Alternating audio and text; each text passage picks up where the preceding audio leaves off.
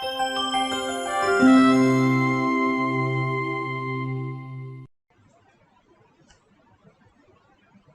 everyone. So as we have discussed in the last class that in the next session we are going to discuss box and floor puzzles. So here we are. In this session we will look at what are the few things that needs to be kept in mind while solving box and floor puzzles, because they are very similar, and we will see with the help of few examples and illustrations how to go about solving these puzzles. So let's get started. Now, few things which have to be kept in mind while solving these puzzles is, first and foremost, that whenever we are solving box and floor based puzzle, the arrangement has to be done in a vertical manner. Remember, a building, apartments are like one above other or one below other. So it's a vertical stack of things. It is not a horizontal arrangement. So our diagram or our arrangement should also represent that. So the arrangement has to be done in a vertical manner. Here few keywords you would find in these questions which becomes very critical, like above, below, 2 floors down or 3 floors up. So you would find language like this. Since I've mentioned the arrangement has to be a vertical arrangement, so the bottom floor has to be given the least number. As you see in an apartment, the first floor is always at the bottom, and as you go up, the floor numbers increases. So in the same way, the floor number 1 would be at the bottom, and the highest floor number or the top floor would be at the or at the top. The highest flat number would be at the top. So if we have 7 floor building, so the diagram should look like 7 6 5 4 3 2 1. This is the correct order. It cannot be like this way. This would be the wrong representation. The smaller number should be at the bottom, and as we go up, the number should increase.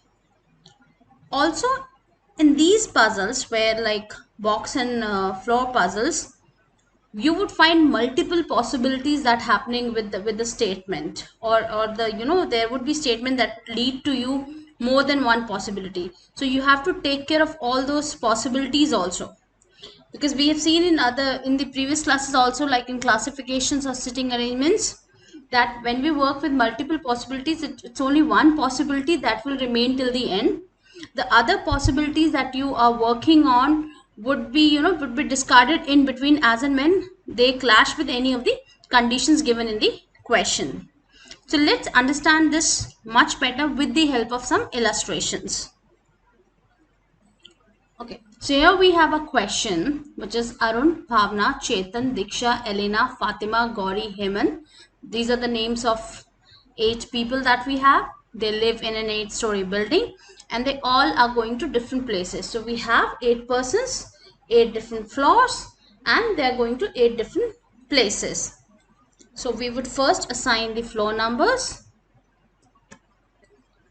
in the vertical descending order, as we have just discussed.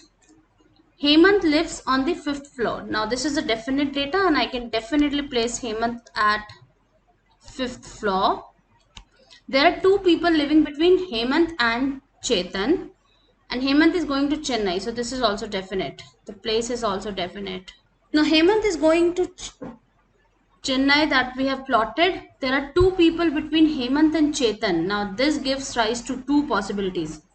Either Chetan could be on floor number 2, or Chetan could be on floor number 8. So let's explore the possibility one by one. Let me put Chetan on floor number 2 first. So I'm putting Chetan on floor number 2. Elena lives on an odd numbered floor but not the first floor, and is not an immediate neighbor of Chetan or Hemant.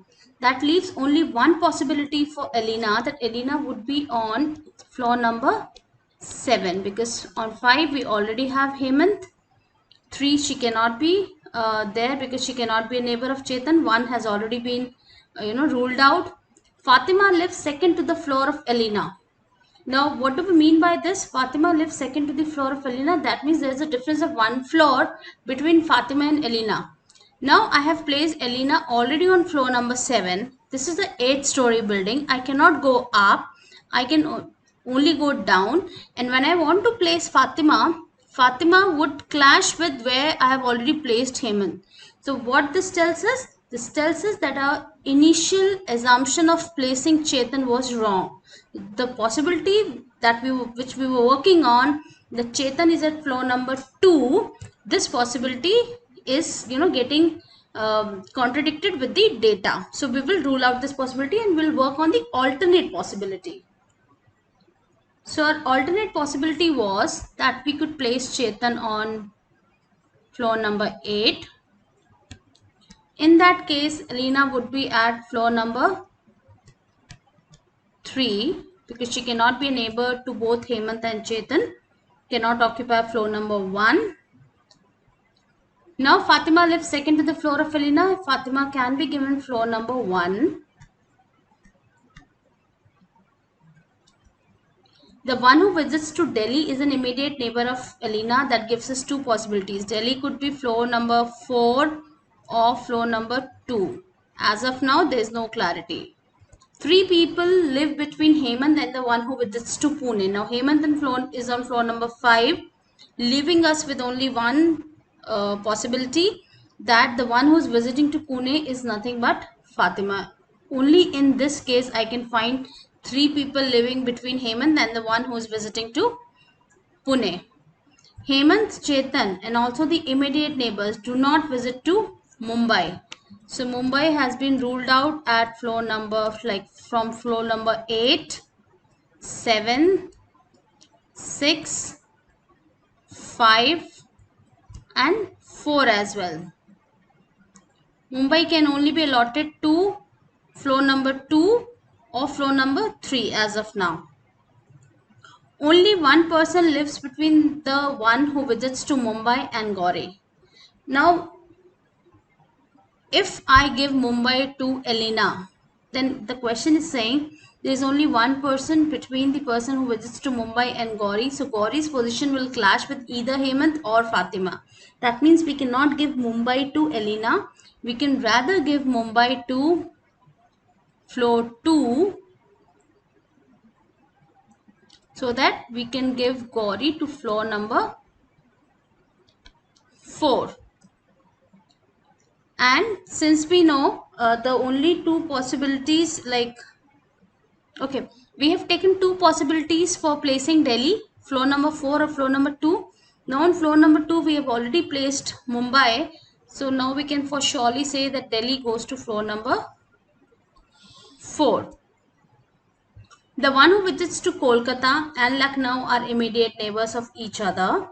So it could be floor number 8 and 7 or 7 or 6. But the moment I read the next line, that Chetan neither visits to Kolkata nor to Lucknow, that tells us that Kolkata and Lucknow would be visited by the persons who are on floor number 7 and 6. Only one person lives between Arun and the one who visits to Punjab. So we need the name vacant for a person and also a name vacant for a. Now when we read this, only one person lives between Arun and the one who visits to Punjab. This can only be achieved by placing Arun on floor number 6 and Chetan should visit Punjab. Bhavna does not visit to Mumbai. That means I cannot allot Bhavna to floor 2. Bhavna would go to floor 7, leaving only Diksha for floor number 2. Now, as far as Kolkata and Lucknow are concerned, Arun neither visits to Mumbai nor to Kolkata. That means Arun is the one who visits Lucknow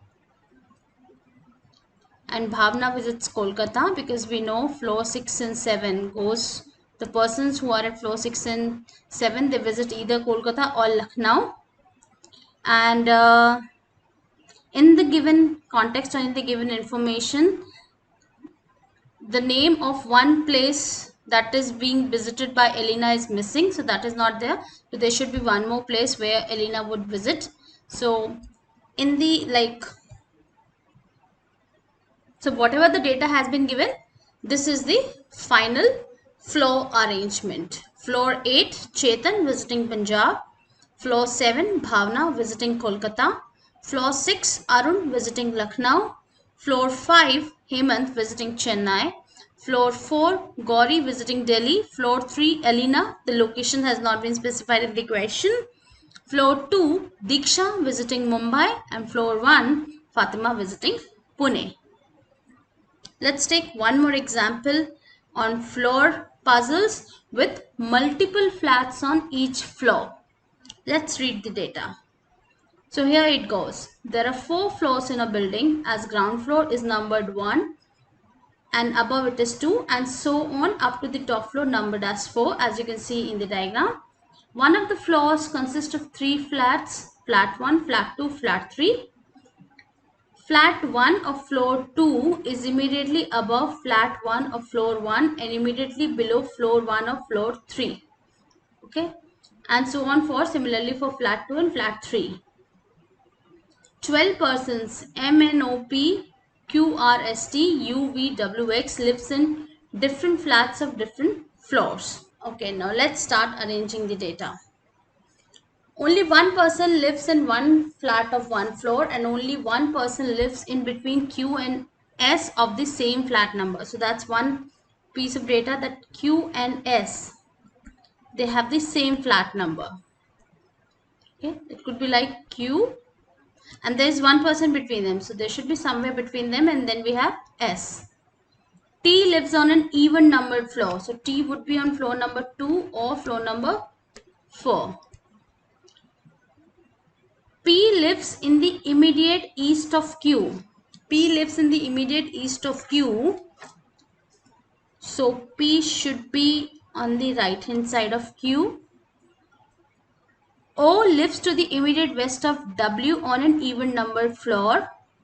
We cannot use this right now. Now, this information can be used right now. Q lives immediately above W in the same flat number. So we knew there's someone between Q and S, and now we know that person is W. We can also use this information now. O lives to the immediate west of W. So O should look like this. And on an even numbered of floor. So that means 2 or 4. Now we have got arrangement of 5 flats here. And we know O and W can be on even numbered floor. That floor number cannot be 4 because we need Q and P above W and O. This can only be possible when O and W are on floor number 2. So when we put this data in the diagram, this should look like this. 5 flats have been identified. No one lives to the east of N who lives on an odd numbered floor. So N should be on floor number 1 or floor number 3, and no one lives to the east of N. That means N should be the rightmost flat, giving us that N is on floor 1 flat 3. 2 persons live between R and U in the same flat number. Also R lives above U. That can only be possible when R and U are in flat 1 of floor 1 and 4. Neither O nor W lives to the immediate neighbor of R.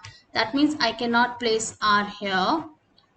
V does not live on the same floor on which R and P lives. That means V will not go on floor 4 or floor 3, leaving only one possibility for V, that is floor number 2. M lives on one of the floors above X and is not in the east of T. M is above X. So X should be on floor number 3. M is not in the east of T should be interpreted as M is to the west of T. If he is not in the east, then he is in the west. So M is to the west of D. And this is how we have got our entire floor arrangement. So I've got arrangement of these 5 flats outside the diagram, and then I've evaluated where in this diagram these 5 flats can be fitted. The similar way we have done the scheduling problems. Okay, so we get some of the schedule or some of the arrangement outside our main arrangement, and then we see where in a main arrangement it could be fitted into. Okay, so here as we have seen, OW cannot be assigned to floor number 4. We went with floor number 2, and then when we fixed it in the main diagram, the rest of the things automatically fell into the place. Also in this question you have seen the usage of east and west. So simply when I'm saying east, it means to the right hand side. When I'm saying west, it means to the left hand side. So I hope it is clear now. Now let's take an example on boxes. As I said, boxes and floors, these questions are very similar. Okay. In this question, we have 7 friends A, B, C, D, E, F, and G live on 7 different floors of a building, but not necessarily in the same order. Okay, if you see here, this question is actually a kind of combination of boxes and floor, because we have also mentioned floors, and we also see there's a data regarding boxes here. So this is a combination of boxes and floors. The lowermost floor of the building is numbered 1, and the one above that is number 2, and so on till the topmost floor is number 7. Each of them has a different number of boxes. Okay, so what do we have to match? We have to match the name of the person and the number of boxes with that person. The one who has 22 boxes lives on the floor number 3. Okay, so if I'm saying 22 boxes, here I'm saying number of boxes, and here I'm saying the number of, the name of the person. Now this information is fixed actually. Only one person lives between C and the one who has 22 boxes. Now this gives rise to possibilities. C could be on floor number 5 or could be on floor number 1. So as we have seen in the last example, we'll first take one possibility. We'll explore that. If it is right, we'll get a solution. If it is wrong, we'll have to work with the alternate possibility. So first I'm placing C on floor number 5. The one who has 42 boxes lives immediately above C. So 42 would go to floor 6. Only one person lives between the one who has 42 boxes and the one who has 15 boxes. So 15 boxes would come on floor 4. The number of people living between C and the one who has 15 boxes is the same as that between the one who has 42 boxes and F. And we see C and 15, the one who has 15 boxes, they are on adjacent floors. That means F goes on floor number 7. That means F and the one who has 42 boxes should be all also on the adjacent floors. B lives on an odd numbered floor, leaving only 2 floors, 1 and 3. B has 19 boxes more than the one who lives on floor 4. Okay. Now that we have been given the the number of boxes, we'll have to see where do we find a gap of 19. So we see that there's only one combination where we can see a gap of 19. That's 15 and 34. Okay.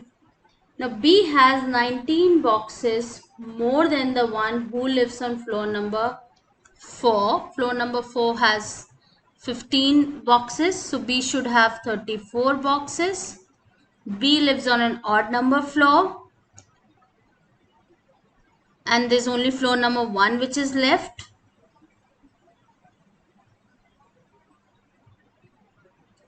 So B should come on floor number 1 with 34 boxes. Only 2 people live between E and the one who has 34 boxes. So that means E should be on floor number 4.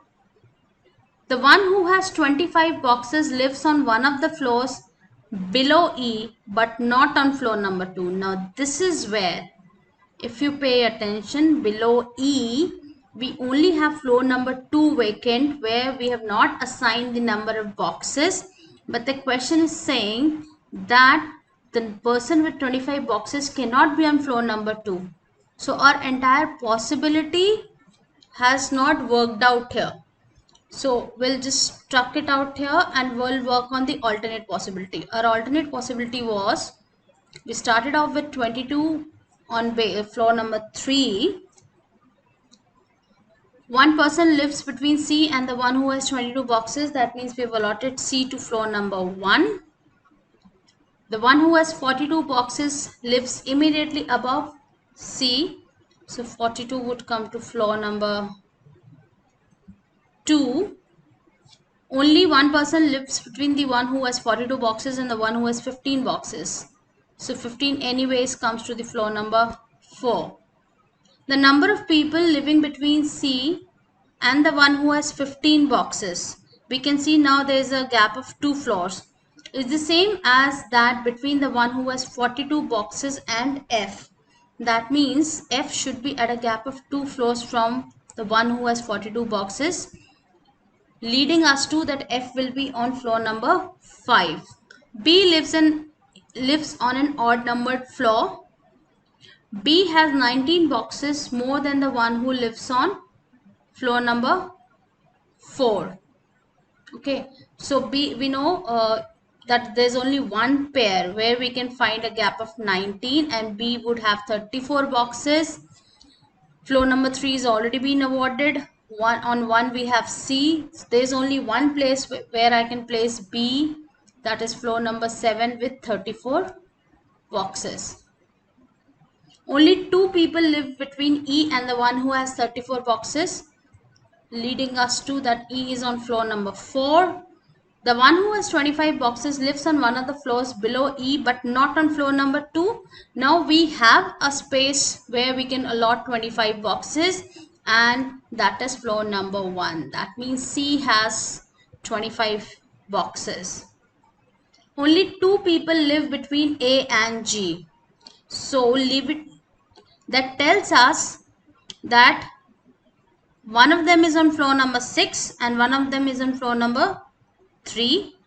The one who has 12 boxes lives immediately below A. Now that consolidates the position of A, that A should be on floor 6, and the one who has 12 boxes is immediately below A. So floor number 3 we would have G.